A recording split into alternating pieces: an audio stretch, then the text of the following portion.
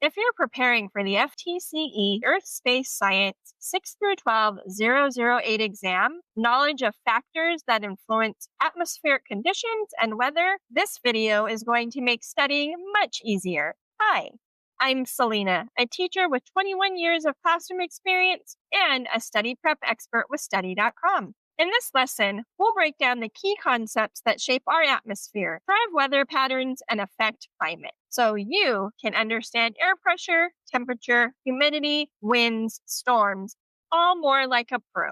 Stick around to the end to learn more about the exam and test-taking strategies. Let's dive in.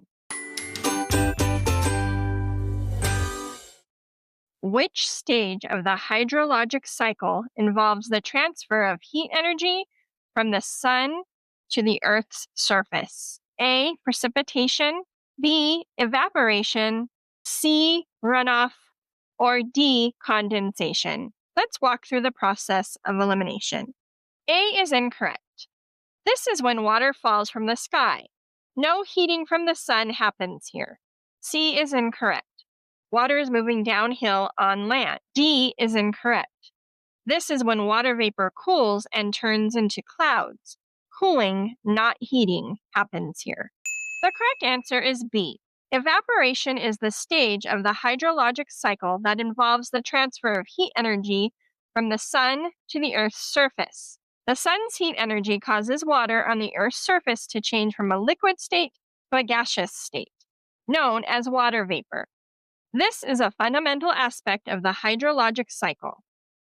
How does the unequal heating of land and water bodies affect local weather? A. It leads to the formation of sea breezes and land breezes. B. It has no significant effect on local weather. C. It increases the likelihood of hurricanes in coastal areas. Or D. It creates high-pressure systems over water bodies. B is incorrect. Unequal heating is one of the main drivers of local winds. C is incorrect. Hurricanes form large-scale ocean heating, not day-to-night land-water temperature differences. D is incorrect. This isn't always true, and it doesn't explain local breezes. The correct answer is A. The unequal heating of land and water bodies can lead to the formation of local wind patterns, such as sea breezes and land breezes. During the day, land heats up faster than water, causing air over the land to rise and create a breeze from the sea. At night, the process reverses as land cools down faster than water. What is a primary cause of hurricanes that affect Florida? A. High-pressure systems. B. Warm ocean waters in the Atlantic and Gulf of Mexico. C. Dry air from the west. Or D. Cold fronts from the north. A is incorrect. These actually prevent hurricanes because they create sinking stable air. C is incorrect. Dry air weakens storms. It doesn't create hurricanes. D is incorrect. Cold air can disrupt or break apart hurricanes, not form them. The correct answer is B. Hurricanes form over warm ocean waters in the Atlantic and Gulf of Mexico. The heat and moisture from the warm water provide the energy that fuels hurricane development and intensity. Cold fronts, high-pressure systems, and dry air do not typically lead to the formation of hurricanes. Which layer of the atmosphere contains the majority of the Earth's weather phenomena? A. Thermosphere, B. Mesosphere, C. Troposphere, or D. Stratosphere. A is incorrect. This is too high up. This layer contains auroras, not weather. B is incorrect. This is the middle layer. It is where meteors burn up, not where storms form. D is incorrect.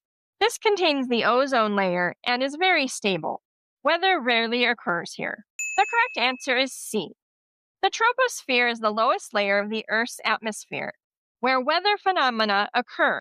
This is due to the fact that it contains approximately 80% of the total mass of the atmosphere and almost all of its water vapor, which condenses to form clouds and precipitation. Now that you've worked through a few sample questions, let's take a closer look at what this part of the FTCE Earth Space Science 6 through 12 008 exam is really measuring. This part of the exam evaluates your understanding of how atmospheric conditions like temperature, pressure, humidity, and wind interact to create weather patterns and influence climate. In the practice questions, you explored examples such as air movement, storm formation, and local and global weather phenomena.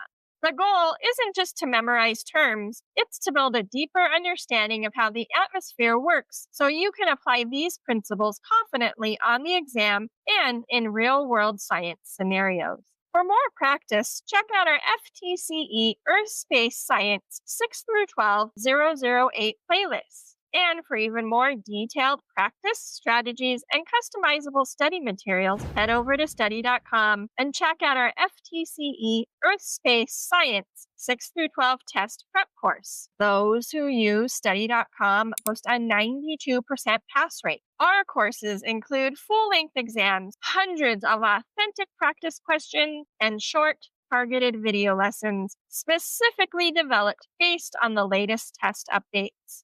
With our resources, you'll know exactly what to expect on test day. Like this video and subscribe to this channel to get all the latest FTCE test updates. And please leave your questions and success stories in the comments. Thanks for watching and happy studying.